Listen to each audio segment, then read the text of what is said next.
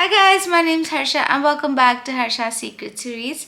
So this video is going to be a quick update about my hair journey.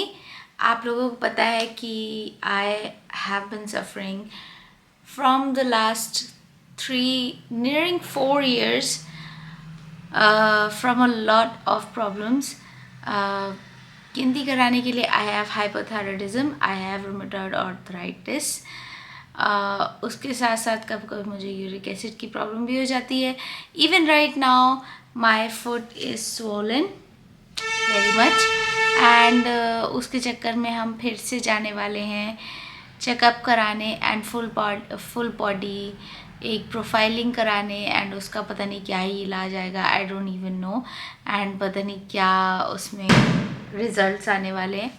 I have no idea but anyways वो सब कुछ होता रहेगा. But इसके चक्कर में मैंने बहुत दिनों से कोई भी मेडिकेशन नहीं ली थी बिकॉज आई वॉज़ लाइक मेरी बॉडी खुद से ठीक करेगी एंड मैं थक गई थी बहुत सारी मेडिकेशन ले लेके. सो मैंने कोई भी मेडिकेशन नहीं ली थी राइट. अब हुआ ये है कि because of all this and बहुत पहले से जो मेरे अंदर सिस्टमेटिक प्रॉब्लम्स थी उसकी वजह से I don't have a lot of hair on my head. ठीक है, अगर आप देखोगे तो like I have completely lost my hair and I think I have female pattern baldness. और उसके लिए मैं अपनी हेयर रीग्रोथ जर्नी 4 सालों बाद अब फिर से शुरू करने वाली हूँ. फिर से क्या मतलब, बस शुरू करने वाली हूँ. फिर से मतलब बालों को रीगेन करने वाली हूँ. So here it is okay and I am going to be using minoxidil 10%. अब क्या मुझे ये किसी डॉक्टर ने बताया है या किसी डॉक्टर ने रेकमेंड किया है? क्या मैं किसी डर्मैट के पास गई थी?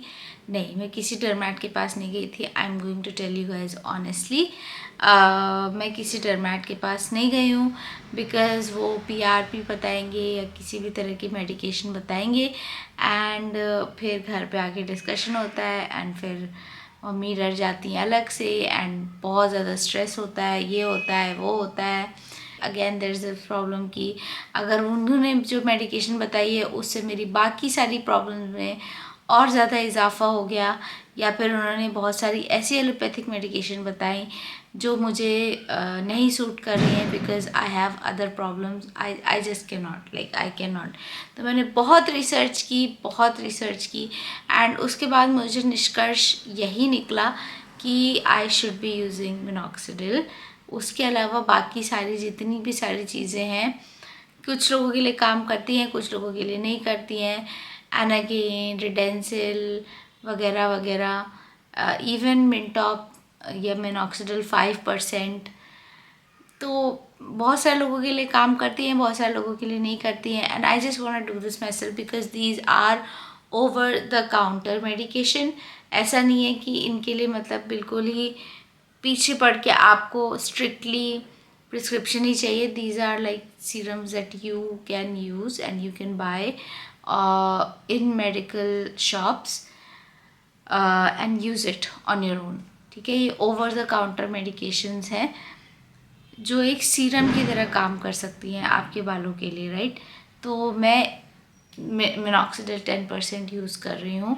हालांकि जब आप 10% जैसी कॉन्सेंट्रेशन को यूज़ करते हैं, I just want to say that you should show and talk to your doctor first. ठीक है, बिकॉज़ उसका सही तरीका भी वो ही बताएंगे.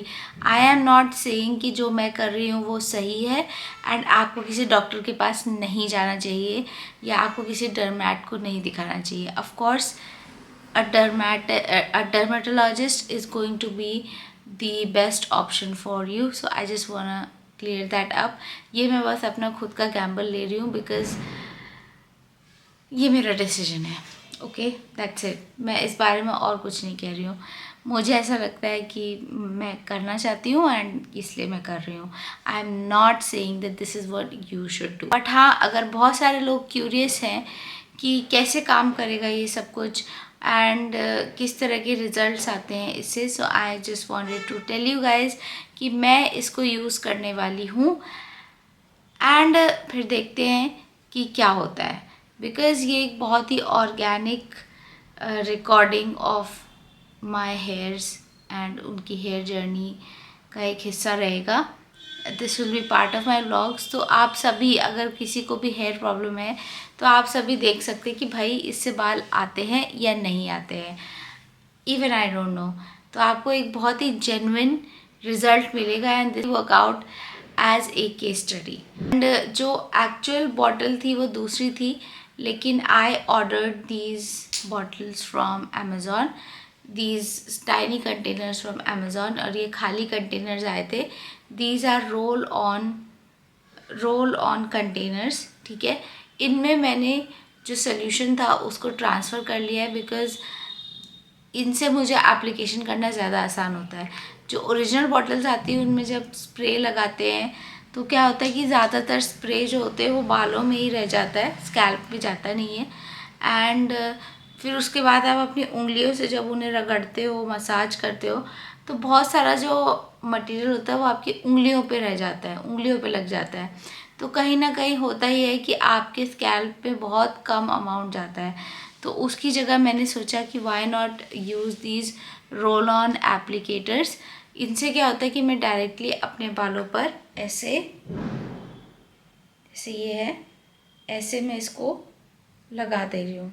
ठीक है, सो इस तरीके से मैं अपने पूरे बालों पे लगा रही हूँ. I am going to be using these every single day and देखते हैं, पता नहीं इसका क्या रिज़ल्ट आएगा. लाइक अभी तो पता चलेगा नहीं, मे बी 6 महीने बाद पता चलेगा. अभी फ़िलहाल सिर्फ इतना ही होता है कि जहाँ पे भी मैं लगाती हूँ वहाँ पे जो बाल हैं वो बहुत ज़्यादा रूखे हो जाते हैं, बहुत ज़्यादा रफ़ हो जाते हैं. अभी मुझे सिर्फ इतना ही पता चल रहा है.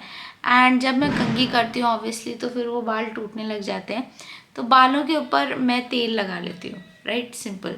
मैं बालों के ऊपर तेल लगा लेती हूँ बिकॉज़ वो कुछ एक्स्ट्रा रूखे हो जाते हैं, जो मतलब छूने में भी लगता है कि यार ये क्या हो गया है मेरे बालों के साथ, जो बचे हुए बाल हैं उनके साथ. तो this is what I am doing right now. And अगर आपको हेयर रिगेन या हेयर रिग्रोथ जर्नी में कोई एग्जाम्पल चाहिए then you can follow me and how I go through this journey. कुछ भी जहाँ पर कोई भी चेंज आएगा I will definitely record and post it on this channel. So yes, this is going to be my hair regain journey and I am simply going to be using minoxidil 10%. Again, please मेरी advice पे मत जाइएगा.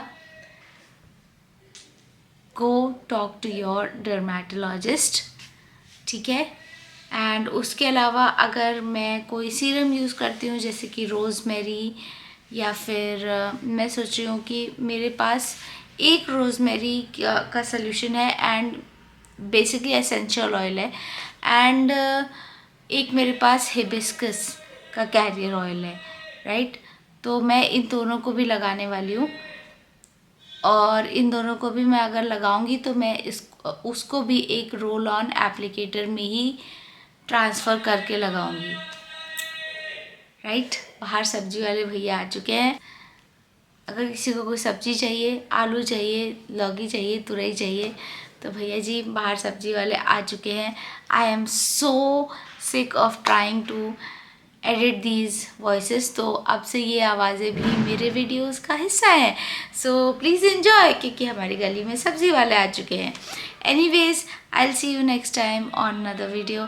तब तक के लिए thank you for watching Harsha's secret series. Bye bye.